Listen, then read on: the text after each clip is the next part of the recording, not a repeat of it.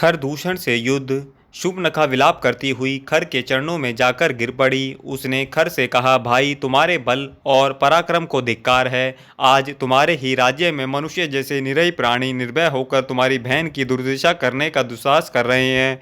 उसकी विचित्र दशा देखकर खर ने कहा, शूर्पणखा, क्या बात है? मृत्यु के मुख में जाने वाले किस दुष्ट ने तुम्हारी ये दशा की है?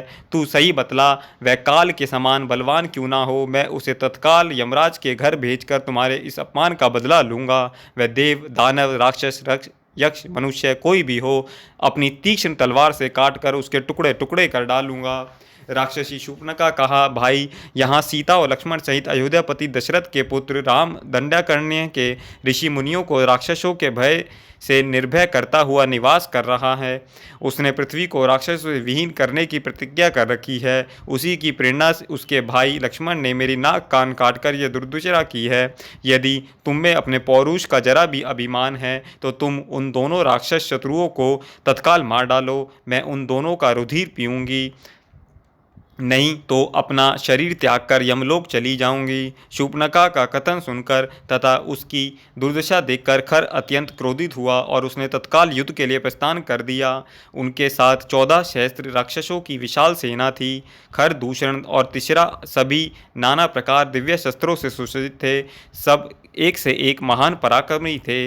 राक्षसों का कोलाहल सुनकर श्री राम ने लक्ष्मण से कहा, लक्ष्मण, देखो, राक्षसों का कोलाहल सुनाई पड़ रहा है। निश्चय ही राक्षसों की विशाल सेना आ रही है। आज मेरे साथ उनका भयंकर युद्ध होगा। अतः हे महाबली, तुम सीता को लेकर पर्वत की किसी कंदरा में चले जाओ। आज मैं इन समस्त राक्षसों का एक साथ वध करना चाहता हूँ।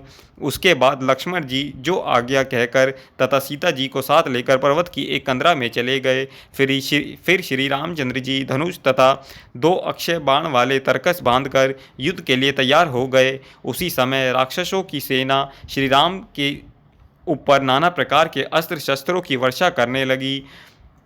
श्री राम ने अत्यंत लाघव से उनके समस्त अस्त्र शस्त्रों को काट डाला। फिर सहस्त्रों बाणों से उन समस्त राक्षसों को मारकर उनके नायक खर, दूषण और तीसरा का भी वध कर डाला। इस प्रकार रघुवंशों में श्रेष्ठ श्री राम ने आधे पहर में ही समस्त राक्षसी सेना संहार कर दिया। श्री लक्ष्मण जी जब सीता जी को लेकर गिरिगुहा से वापस आए तब वहां संपूर्ण राक्षसों को मरा हुआ देखकर वे विशेष विस्मित हुए। श्री सीता जी ने श्री राम का आलिंगन किया और उनके घावों पर मरहम पट्टी की। शूर्पणखा भी निश्चित और असहाय होकर खरदूषण की मृत्यु पर विलाप करती हुई रावण के पास लंका चली गई। विशाल राक्षसी सेना संहार हो जाने पर दंडकारण्य में ऋषि मुनि निर्भय हो गए। अब लोगों ने श्री राम के बल और पराक्रम की भूरी भूरी प्रशंसा की।